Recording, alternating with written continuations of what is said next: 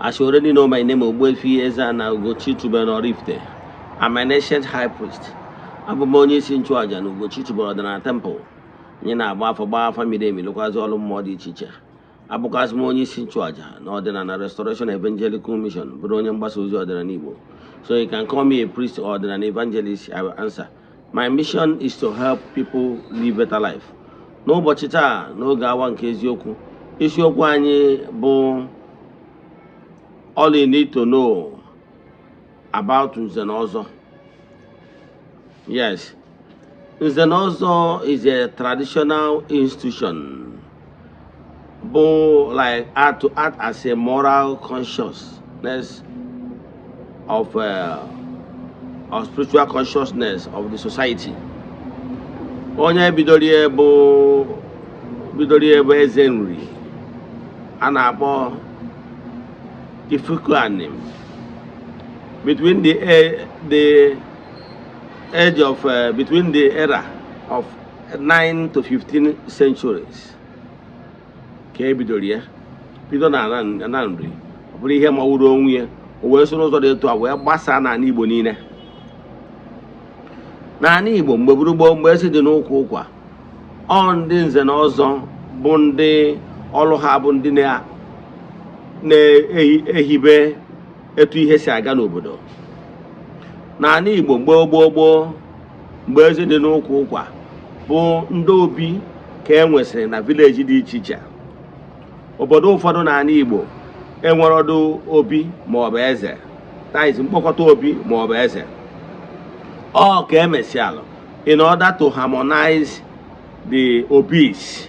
Obodo ụfọdụ nwebezie obi like Onitsha, then for easy administration. Then dịka obodo dị ka Nri ancient kingdom nwekwa eze. Now before ihe ala Igbo na-enwewu obi and obodo ụfọdụ na-akpọ nkefa eze. Then whether ma ọ bụ obi mkpokọta na-espasidi ndị obi ndị ọzọ dị na village clans.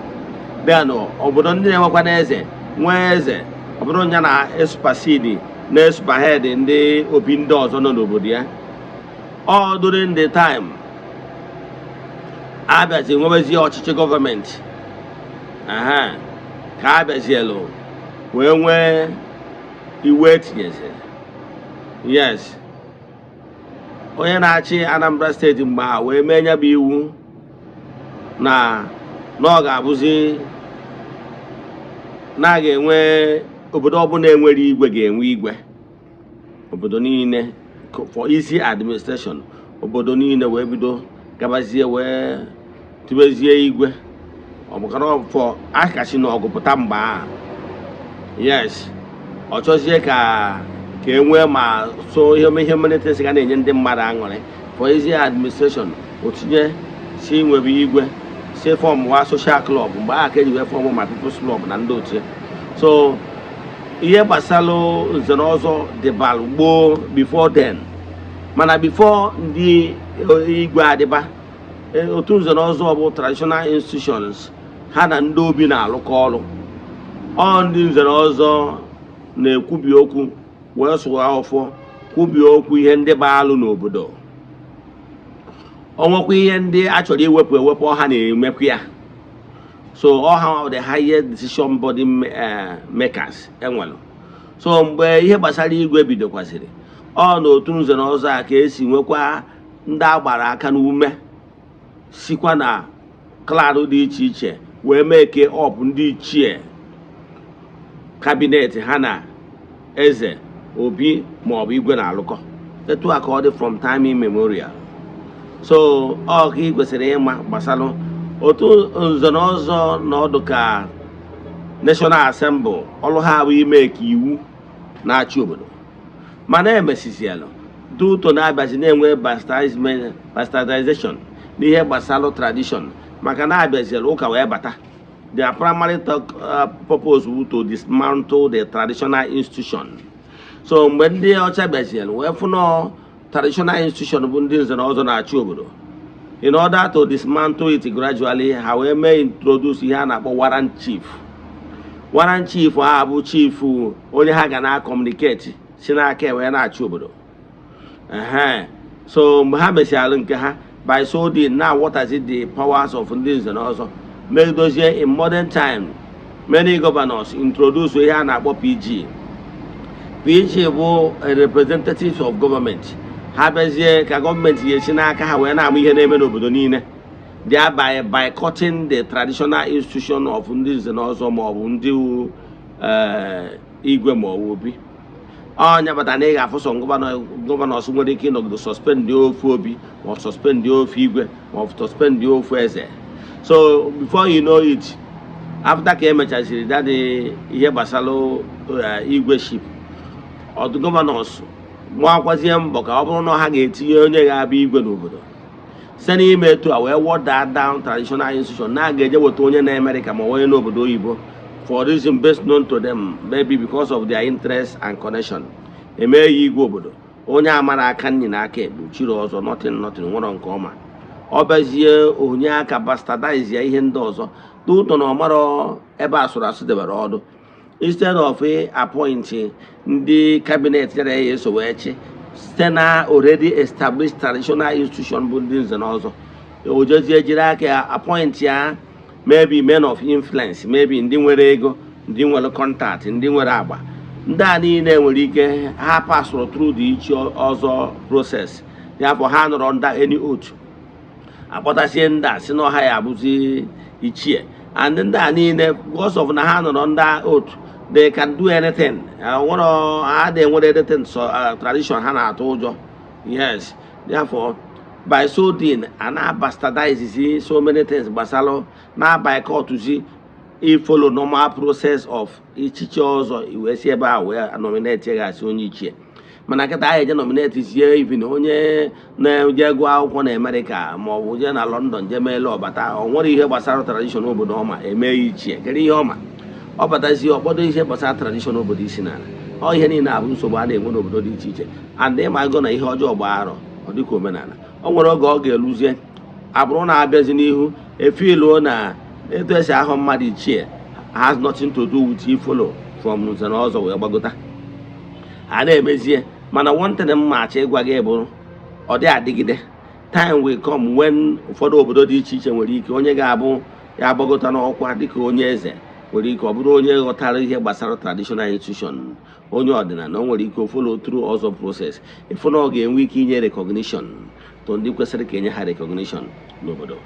Ọ ihe ndị a bụ ihe nchọ ka nkọwa gbasara nze na ọzọ. Na gboo ọ na-abụ ọzọ nwere process eji eme initiation ka ọ bụ a na-enwe mmemme dị iche iche dị stage by stage.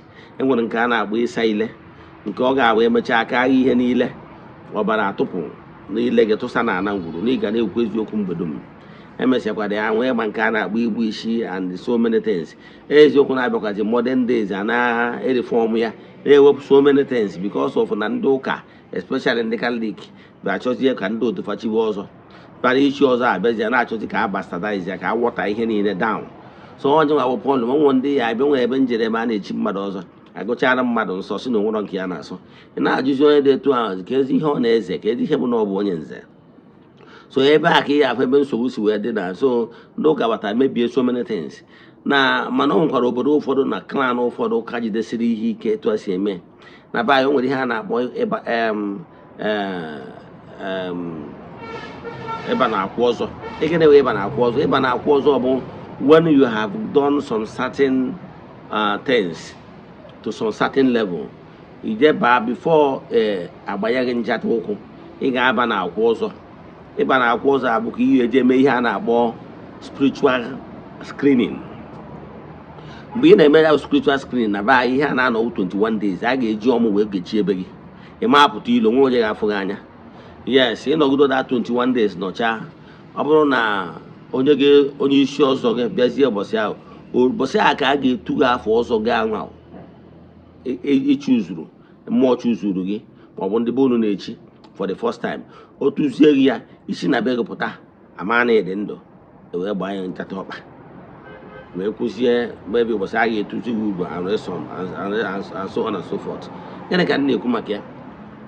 ọ nwere ọtụtụ ndị mmadụ na-awụ mgbe ahazi abịa na akwa ọzọ ha nwụọ na akwa ọzọ ha nwụọ na akwa ọzọ ahụ mana nsogbu adịgo na ọ bụrụ na onye mere alụ ịghọtara ya so mana mmụọ pasịa gị ịmadị dị clean ịgbagota n'ogo dị elu mgbe a na-pass this process ndị mmadụ na-aghọta ya onye akpatara na onye chiri ọzọ mara ihe process ọ pasịrị ya ekpu ogbu ya n'isi ọ bụrụ asịsị ga ọjị onye chiri ọzọ gba ihe o chiri ekpukwu ogbu ya n'isi bishọp ọ na-ekpukwu ogbu ya n'isi onye gwara gị na igburu ogbu n'isi kpee ekpere na Chukwu anyị anụrụ ya ma na mmụọ anyị anụrụ ya so ihe na mindset ndị ụka maka ndị ụka agwụgo ndị ha na-achị ikpe ekpere si gbugbo okwu n'ọsọ bishọp ya ekpu okwu mana gị nwa na onwe gị gara process of initiation and the coronation echi ego tụgbere ugo ịmụọ na ugo ahụ etụgbere ugo ekwughị na mmụọ pacha this process o ruzie because of na ijere ofu ebe ofu ofeke ewere ọjị ka o kpee ekpere gị nwa na onwe gị echiri echichi ikpukwu ogbu